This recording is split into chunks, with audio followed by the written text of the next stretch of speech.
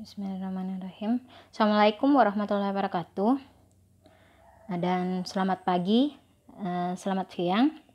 Jadi pertemuan kedua kita ini minggu lalu Ibu sudah ajarkan kepada kalian bagian-bagian atau sistem rangka pada ikan yang terdiri dari kepala, bagian badan atau trunkus, kemudian bagian ekor atau kaudal, di mana ikan memiliki 5 sirip, di mana ada sirip tunggal dan ada sirip berpasangan. Nah, kalian harus tahu itu sirip tunggal seperti apa. Contohnya sirip punggung dengan sirip ekor, sedangkan sirip berpasangan seperti sirip dada, sirip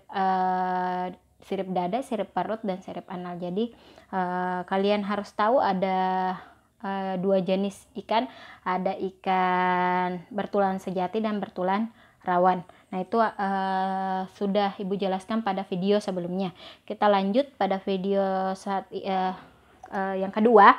Ibu pertemuan kedua ini Ibu akan menjelaskan tentang bagian-bagian tubuh dari atau bentuk-bentuk tubuh dari ikan. Nah, sedikit penjelasan mungkin sudah dijelaskan pada dosen sebelumnya, mengenai sejarah ichtiologi. Sini Ibu jelaskan bahwa ichtiologi terdiri atas dua kata, logos dengan ichtio, berarti ilmu yang mempelajari tentang ikan. Nah, ini ada sejarah taksonominya, kalian bisa baca sendiri di slide Ibu. Oke, kalian pelajari ya taksonominya. Nah, ini ada terdiri dari seperti biasanya ada kingdom, phylum, kelas, ordo, family, genus, spesies dengan subspesies. Oke. Cara penulisan Ibu rasa kalian sudah tahu. Nah, ini bagian-bagian tubuh ikan minggu lalu sudah Ibu ajarkan. Ibu tampilkan kembali agar kalian lebih pahami. Nah, Ibu lanjut di meristik dan morfometrik. Nah, meristik adalah perhitungan secara kuantitatif atau ciri bagian tubuh ikan, misalnya jumlah dan ukuran siripnya. Kemudian ciri meristik selalu digambarkan dengan angka singkat atau rumus meristik. Kemudian sedangkan morfometrik itu berasal dari kata morf atau bentuk, kemudian metron atau pengukuran yang terdiri dari metode yang mengambil ukuran dari bentuk tubuh ikan. Nah, di sini kita melihat bentuk-bentuk tubuh ikan terdiri dari 4. Yang pertama itu ada yang berbentuk fusiform. Nah, contohnya seperti ikan tuna, di mana bentuk tubuhnya itu lebih cembung atau berbentuk seperti balon. Contohnya itu tadi ikan tuna, sedangkan ada yang berbentuk seperti compressiform. Nah, compressiform ini dia bentuknya cenderung lebih elips seperti ikan mas ataupun ikan nila yang lebih tinggi begitu. Dia tidak terlalu membulat seperti ikan tuna. Kalau ikan tuna itu atau bentuk fusiform itu lebih seperti balon, sedangkan compressiform itu cenderung lebih pipih tapi lebih berisi. Sedangkan kalau depressiform itu bentuknya biasa disebut dengan picak. Nah, ini contohnya ikan sket atau ikan pari. Dia bentuknya seperti dia lebih tipis begitu, tapi secara mendatar. Sedangkan kalau filiform itu bentuknya dia bulat kecil atau lingkaran kalau kelihatannya. Nih, oke, kalian bisa lihat sendiri gambar-gambar bagaimana fusiform, bagaimana compressiform, depressiform dengan filiform. Itu bentuk-bentuk tubuh ikan. Nah, ini ikan mola-mola. Ada ikan mola-mola seperti tanpa badan, dia bentuknya seperti depressiform. Oke? Karena dia hanya memiliki satu. Nah, kita lanjut, itu bentuk tubuh ikan ya. Kita lanjut bentuk dari kaudal atau sirip ekor. Nah, di sini ada 5. Yang pertama itu rondet. Oke, kalian bisa perhatikan penjelasannya. Rondet itu berarti dia berbentuk seperti kipas. Oke, atau ujung dari sirip ekornya melengkung. Itu disebut rondet. Sedangkan trunket berarti dia lurus antara sudut atas dengan sudut bawahnya. Itu trunket. Oke. Sedangkan emarginate, kalian lihat emarginate itu cenderung masuk ke dalam. Oke. Jadi sisi atas dengan sisi bawah itu sejajar tetapi memiliki arah yang masuk ke dalam. atau berbentuk seperti persegi. Oke, tapi tidak terlalu masuk ke dalam gitu. Jadi berbeda dengan forget. Forget itu hampir sama dengan emarginate, makanya kalian harus hati-hati. Kalau forget itu cenderung lebih runcing dibanding emarginate, jadi membentuk sisi ujung yang lebih runcing dibanding dengan emarginate. Kalau emarginate dia tidak terlalu runcing, tetapi juga masuk membentuk segitiga. Nah, sedangkan lunet ini yang berbeda. Kalau lunet itu berbentuk seperti bulan sabit. Oke, dia berbentuk seperti bulan sabit, di mana keruncingan antara sudut itu lebih runcing dibanding dengan emarginate dan forget. Oke, jadi kalian harus hati-hati dalam mengidentifikasi bentuk dari kaudal atau sirip ekor ikan. Oke, kemudian ini ada juga bentuk sirip ikan berbentuk pointed. Pointed seperti ya, ikan sidat atau belut, kalian bisa lihat sendiri. Oke, itu pointed. Nah, ini hiposersal juga ada berbentuk seperti hiposersal, dia ujungnya lebih runcing tetapi berbentuk seperti rounded, tetapi dia tidak terlalu runcing gitu. Ini tadi homosersal. Nah, ada juga heterosersal. Nah, kalian lihat homosersal dengan heterosersal. Kalau heterosersal sirip ekornya bagian atas itu lebih panjang dibanding dengan bagian bawah. Contohnya seperti ikan hiu. Jadi ikan hiu itu memiliki sirip ekor atau kaudalnya itu lebih tinggi bagian atasnya dibanding dengan bagian bawahnya. Itu disebut dengan tipe sirip ekor heterosersal. Oke. Nah, itu bentuk-bentuk dari ekor. Ada rounded, truncated, emarginate, forked, lunicat, pointed, diposersal, homosersal dengan heterosersal. Kalau homosersal ini malah kebalikannya ya dari heterosersal. Oke. Ibu lanjut ke letak mulut. Ada letak mulut terminal. Kalau terminal berarti letak mulutnya itu berada di tengah-tengah bagian kepala. Jadi seimbang antara atas dan bawah. Oke, seperti lihat gambar ini. Mulutnya itu berada di tengah.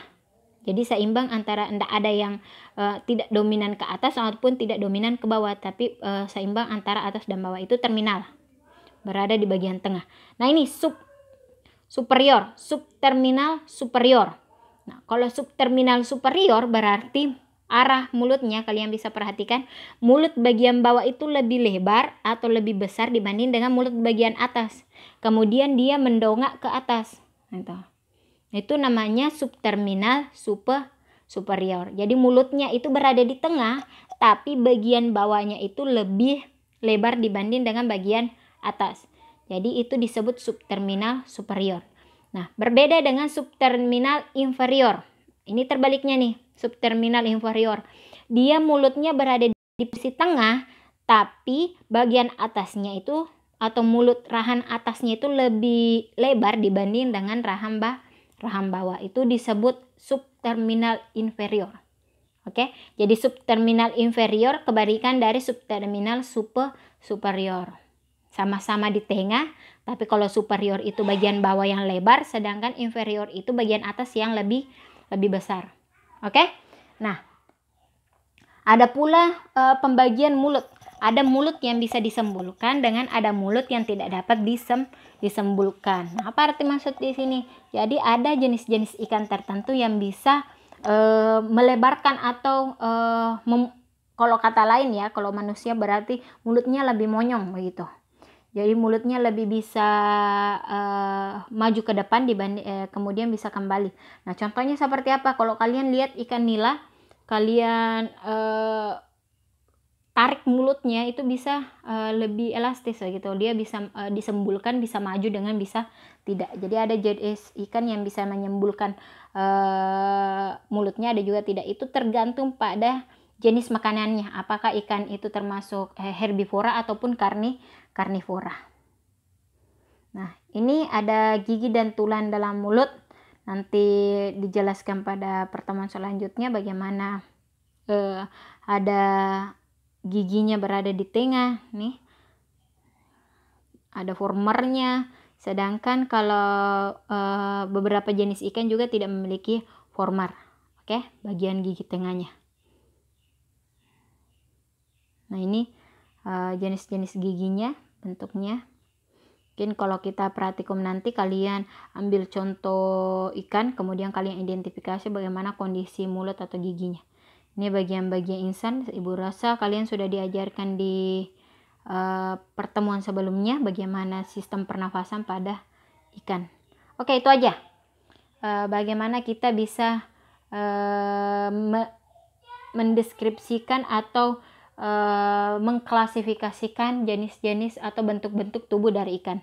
Oke, jadi secara morfometrik, bentuk, ibu ulang ya, bentuk tubuh ikan itu ada yang berbentuk fusiform atau lebih seperti balon, kemudian ada compressiform yaitu lebih seperti elips, berbentuk elips seperti ikan nila, kemudian ada depressiform atau depres, dia lebih seperti ikan pari, kemudian ada filiform seperti ikan pipit fish,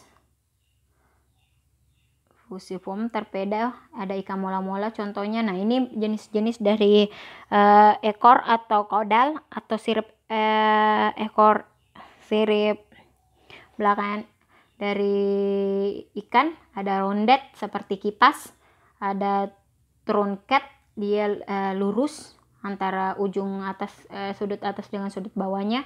Ada emarginet, di mana sudut atas dan sudut bawah itu membentuk cekungan seperti huruf C namun tidak terlalu berbentuk lancip, sedangkan forket itu membentuk cekungan tapi dia lebih lancip dibanding emarginet. Sedangkan lunet sebenarnya dia berbentuk seperti bulan sabit. Oke. Nah, ini bentuk sirip lainnya ada pointed, ada diposersal, ada homosersal dengan heterosersal.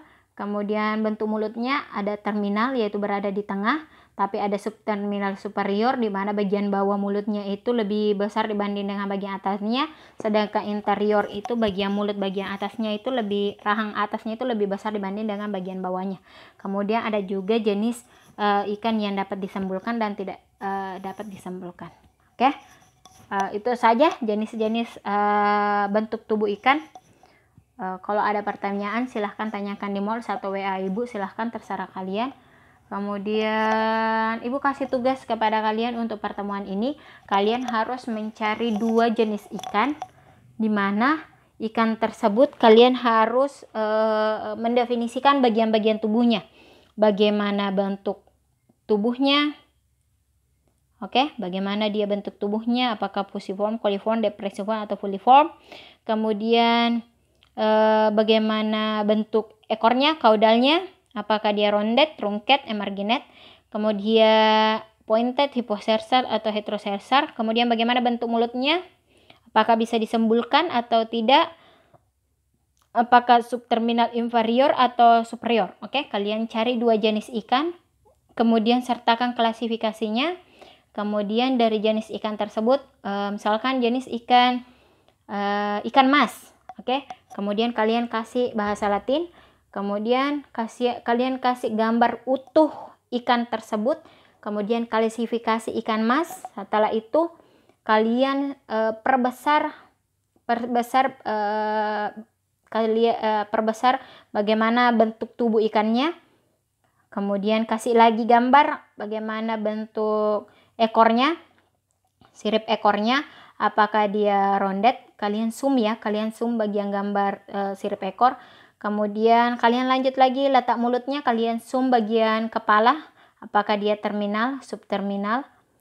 Kemudian apakah dia bisa disembulkan atau tidak. Oke, itu tugas kalian. Kalian bisa buat seperti poster atau flyer, atau kalian membuat 1 lembar penjelasan tersebut. Oke, nanti ibu kirim linknya. Kalau ada pertanyaan silahkan ditanyakan. Mungkin dari pertemuan ini ibu tutup. Minggu depan ibu lanjut lagi di pertemuan selanjutnya di sistem atau cara makan, sistem pernapasan atau cara makan nantinya. Ibu lihat dulu apa yang sudah diajarkan. Oke, ibu tutup. Assalamualaikum warahmatullahi wabarakatuh. Dan selamat pagi, selamat siang, silahkan pelajari dengan baik, cari referensi-referensi lain dari Google. Kalian harus lebih rajin membaca. Kalau ada pertanyaan silahkan ditanyakan. Sampai ketemu minggu depan.